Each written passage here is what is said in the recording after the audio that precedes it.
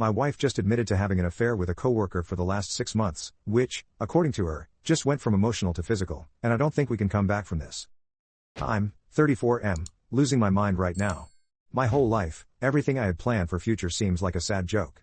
My wife, Annie, 30F, asked for some time to talk. We have 2 little girls, 3 and 5, and she arranged a sleepover for them with her sister.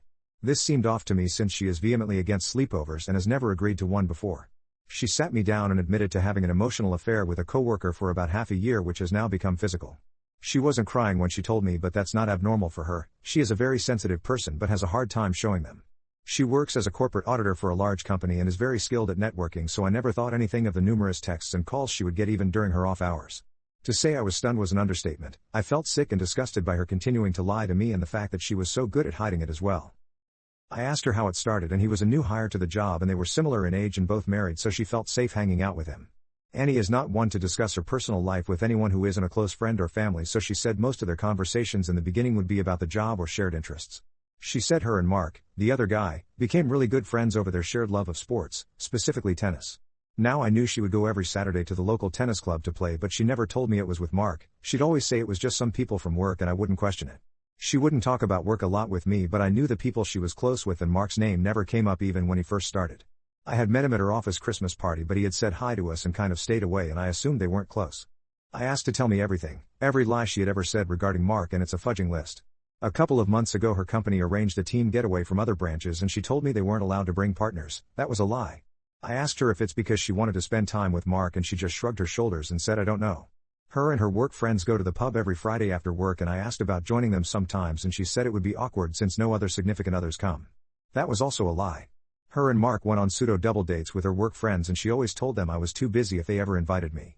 A lot of her lies involved keeping me from seeing her and Mark interact. She said she didn't even know why she was doing it in the beginning but just wanted to keep us separated. At this point I felt my heart break. It was a physical pain in my chest. This person who I thought was the most beautiful and kind person in the world, who I thought was special enough to be the mother of my children, had betrayed me. I didn't be close to her, I didn't want to see her, but I knew I needed to get the whole story. I asked her how it became physical and she said last Friday after the pub she had gotten a little tipsy and went to the smoking area with Matt. She had quit, but obviously being around this dickhead made her start again. She said they were talking about Matt's marriage and how he had said he wasn't happy, and she said she hugged him and he obviously got the wrong idea and kissed her. I asked her if she kissed him back and she said she didn't push him away the way she should have, whatever the f that means. She said she left after that and immediately came home. I do remember how quiet she was last Friday. I assumed it was end of week stress and let her have some time to herself and put the girls to bed myself. She said she was telling me now because she realized she had started an emotional affair with Matt and knew the only way not to lose me was to come clean. She said she knew what she had done was wrong and that in the beginning she just liked that an attractive man was giving her attention and used it as a confidence booster. I couldn't fucking listen to her about this. I know, especially after our second daughter was born, my job kept me busier than usual. Our plan was to work hard now so we could retire early, and she had championed me doing this. I wasn't a perfect husband or father, but I tried hard to give them a good life. I wanted to scream and yell at her, but that's never been my personality, so all I could do was numb myself to all the hurt while I tried to figure out how this could have happened. The night ended with me sleeping on the sofa, embarrassingly crying myself to sleep. I wanted to ask Annie if she loved Matt, but was fucking terrified of her answer. What if she said yes and that she wanted to leave me? How could I not see my girls every day? How could I tolerate the love of my life being with someone else? I kept thinking of everything I could have done to prevent this. Annie and I have always been hyper-independent people, but maybe she needed more from me. Maybe she was asking for attention in her own way and I never listened. Still, it doesn't excuse the sneaking around and lying. I thought we were just going through a temporary rough patch, and when I tried to bring up going on date nights or trips to rekindle our relationship, she would always shoot it down by making some excuse with the kids. In this last year our sex life has reduced. After our second daughter she had gotten a lot stretch marks and I knew she struggled with her body, so I didn't want to push her. After a night of barely sleeping I needed more answers from her. Telling me wasn't enough. I didn't clear steps from her on how she was going to fix our relationship. Even if she wanted to fix our relationship. We went out for breakfast and I asked her the question I was dreading all night, if she loved Matt. She immediately said no and that she had just got caught up in receiving attention from the wrong place. She said she couldn't imagine losing our family and that she didn't expect me to forgive her, but that she needed to tell me about the kiss. I told her I don't know if I could trust her anymore after all the lying and how she had taken my perfect image of her as a wife and mother and thrown it away. She started crying and saying that she would do anything to fix it and if I asked her to quit her job she would. She showed me her phone and that she had deleted and blocked his number and would now only communicate through a monitored company communication app. I know she feels guilty for what she's done, but I keep getting caught up on how easily I trusted her when she would walk out the door spewing her lies. How could I trust her again? How do I know the next time we go through something she won't crave that attention again? I asked her for some space and have moved into the guest room while we figure out what to do next. She keeps talking about couple therapy and how she would absolutely hate herself if her actions caused our daughters to lose their parents. She grew up in a broken home with a barely there dad and doesn't want the same for our children. I told her I would never abandon my kids even if we split up and didn't appreciate the insinuation that I wouldn't. I talked to my older brothers about this and they said I should try for my daughter's sake but also make her quit her job as well. That feels off to me. I know how long she worked there to be promoted into her position and I don't want to take that away from her, but at the same time I can't tolerate that boss being around her. I have to keep on stopping myself from pummeling his face in.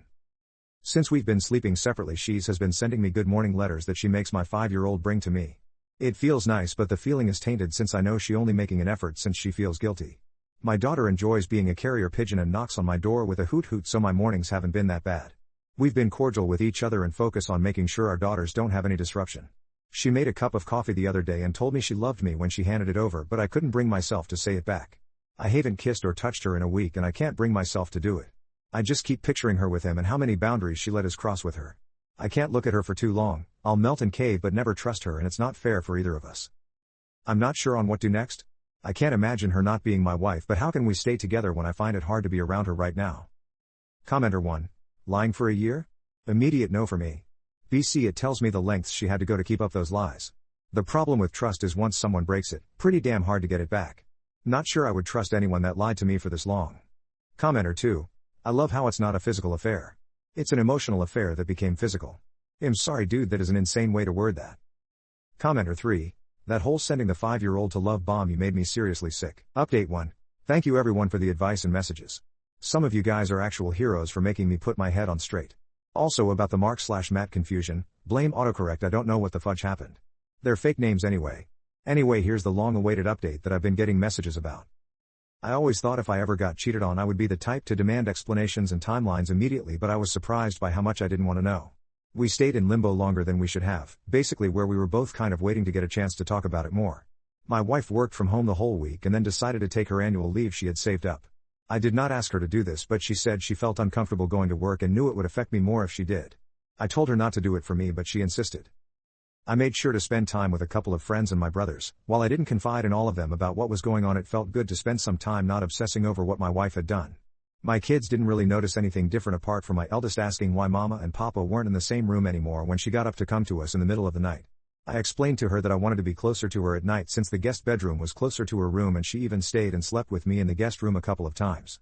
Both Annie and I have tried hard to keep them away from our problems. Anyway, a couple days after my post we finally put the girls to bed and I felt ready to talk to her about it. We sat on the dining room table and I asked her to hand over her phone so I could read the messages. They mostly communicated on WhatsApp and it wasn't hard for me to retrieve the chat since she backed up her messages pretty consistently. I know quite a few of you told me it wouldn't do me much good and would hurt more, but I needed to know. I couldn't stay with her if I didn't.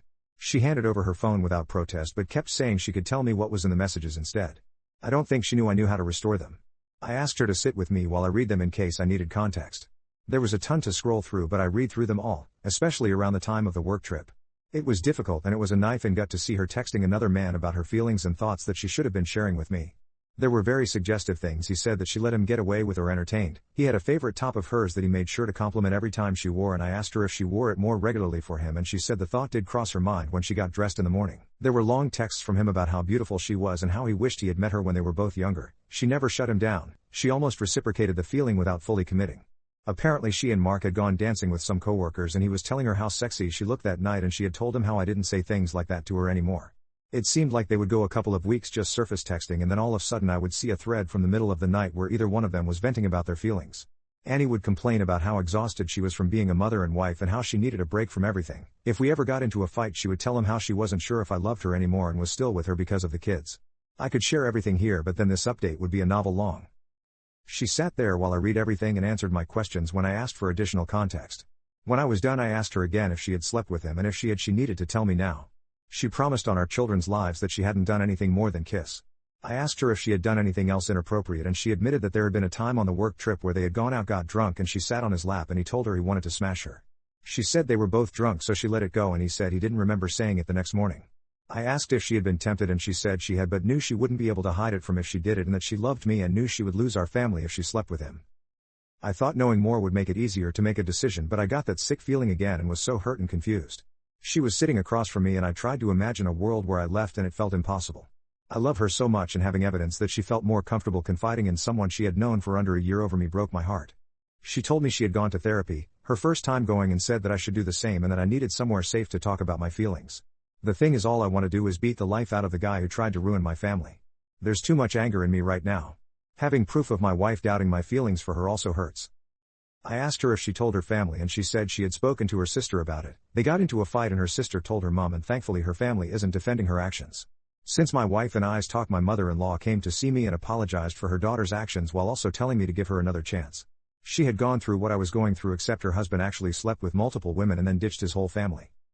Annie has a few more days left of her annual leave and had decided to hand in her notice when she goes back. I can't say I'm pleased about that since she is losing something important to her, but a huge part of me is relieved. The only way we're ever going to get past this is by complete separation. I'm still sleeping in the guest bedroom, still struggling with being physical with her. It feels too soon right now, but if she reaches for me or kisses my cheek, I don't deny it anymore. Right now I feel bottled up. I'm quick to snap at the people around me. My wife is taking the brunt of it, but it's the same at work as well. I've noticed my drinking has increased as well after Annie made her a comment on it, and I said something along the lines of "can you blame?" and she left the room in tears. My brother said it would hurt less with time and that we needed to actively work on building a new relationship. The thing is, there's so much separation between my wife and I that bridging the gap feels impossible. I can see that she is still trying. She's almost too agreeable with me to the point where it pisses me off. I almost want us to scream at each other so we can move on from this weird polite relationship we've got right now. I honestly don't know what the fudge to do. Commenter. She's still lying. The work trip happened months ago prior to the kiss that made her realize she's having an emotional affair. The work trip where she sat on his lap and told her he wanted to smash her. This is more than emotional, and yet this didn't make her confess. Even after this, she still went out with him, played tennis every Saturday and go to pub every Friday after work.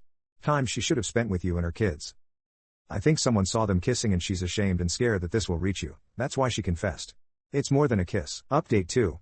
It's been almost 2 months since my last update, and I wanted to give one final update to everyone who has helped me deal with this situation. I've received a ton of good advice and well wishes, and I can't thank everyone enough for the support I received in what was the loneliest time of my life. My last update ended with my wife quitting her job, her starting individual therapy, and us still being sleeping in separate rooms. Since then we have started couples therapy. Our therapist specifically deals with emotional and physical infidelity, and go 3 times a week. While I know that may seem excessive to some people, we really need it. Some weeks we don't need the 3rd session and our therapist suggested we cancel and instead go on a date, something simple where we could just get used to being around each other again. I also started individual therapy at our couples therapist's suggestion to help me with my anger and drinking. I'm not an alcoholic, but I was starting to develop a drinking problem and using it to numb myself to any pain. It's a lot of work, but it's helping. My wife and I also spoke with my eldest daughter's school as she picked up the tension in our house and it was causing behavioral issues at school and at home, and they are offering support to her as well. It feels like we've had to break our family down to rebuild it again. I'm just glad my youngest is oblivious to anything going on. After leaving her job, my wife asked me if I would be okay if she didn't work for a couple months, as she wanted to focus on fixing our marriage and family before she committed to something else. I get paid more than enough to cover our expenses, so I agreed to it. I've never really had an opinion on her working. I would have supported her regardless of if she worked or not, but seeing the way my daughters have loved having their mother home with them more and how attentive of a mother my wife has cracked me open. I just couldn't numb myself to her anymore. Instead of listening to them having fun or my daughters laughing while being holed up in my office, I wanted to be with them. I had so much anger and pride in me that I was choosing to sulk alone and drink rather than spending time with my family that I wanted back so badly. The first time I joined them it was awkward and weird, but my therapist told me I needed to sit in that discomfort and face it rather than hiding away. My brothers and parents have been a great support during this time as well. My dad and older brothers were quicker to forgive Annie than my mom was. She adored Annie and was disappointed by what she had done, but Annie has said she's going to work hard to earn everybody's trust again. Annie's mother still isn't talking to her, however she still sees her granddaughters. She comes over only when Annie isn't home, or I drop my daughters off at her house sometimes so they can spend the day with her. We've gotten closer and it's weird getting invited to events from Annie's side of the family when she isn't included, but I have to go for my daughters. After multiple sessions with our couples therapist where I openly discussed how much grief her betrayal had caused me, Annie decided to tell her coworker's wife about the affair. She said she wanted to give Mark/Matt the opportunity to tell his wife himself and contacted him to say she would be letting his wife know and he should tell her before it came from somebody else. She heard from her old coworkers she was still friendly with that Mark/Matt had told his wife. Annie thought Mark/Matt's wife would have contacted her to corroborate any stories, but last we heard they were separating since Annie's sister realized Mark/Matt's wife had changed her relationship status on Facebook. As for Annie and I, we've had to have a lot of brutally honest conversations. Of course she was not right for what she did, but I also had to own up to my mistakes as well. There was so much resentment in her towards me that even she didn't realize at first, specifically around the birth of our eldest daughter. She had felt isolated and abandoned during that pregnancy and postpartum because I was working too much and studying at the same time. She was the primary parent for the first year of our daughter's life. I thought I was doing the right thing back then and had kind of disregarded her when she said she felt overwhelmed or lonely because I felt the same way. The difference was she had a whole baby to take care of as well. She said she felt the same way after our little one was born but could handle it better since she had been through it before and didn't expect anything from me. I had to travel quite a bit for my job back then, and looking back I had never really asked her if she was okay with that. It was humbling sitting there and listening to her recount the ways she had struggled while taking care of our daughters and never threw at my face. I realized that I needed her forgiveness as much as she needed mine. It's going to take time for us to rebuild this new relationship, but we both know the work is worth it. We're going on dates again and actually talking to each other about something other than the kids. We're still sleeping in separate bedrooms. When it comes to physical intimacy, I learned I had a lot of issues with it when it came to my self-esteem. After imagining my wife with another man, I needed her to show me how much she desired me for me to feel comfortable with her again, and she's been going above and beyond with that. Apart from that, I can't think of anything else to give an update on. Feel free to ask any questions, I'm already an open book, but the biggest lesson I've learned from this whole situation is that complacency and miscommunication are the death of relationships. Never let your significant other feel like they aren't a priority or their needs are falling on deaf ears. It's too easy to blame one person for the demise of a relationship, and in some cases that might be true, but if you know a person and they do something completely out of character, try to examine why. You don't have to forgive them or anything like that. Sometimes it is best to walk away. Again, that's for all the support. Also, I didn't reread this, so apologies for any spelling/grammar mistakes. Commenter 1. It's insane you had to take part of the blame for her infidelity. Also crazy to think that an affair that lasted that long only resulted in a single kiss. Commenter 2. So let me get this straight, your wife cheats now, doesn't have to work. You're trusting her word that she told the affair partner's partner? You're trusting her word that her sister found out. Yeah man, come on. And somehow is blaming you even partially is hilarious. This is just kind of sad to read.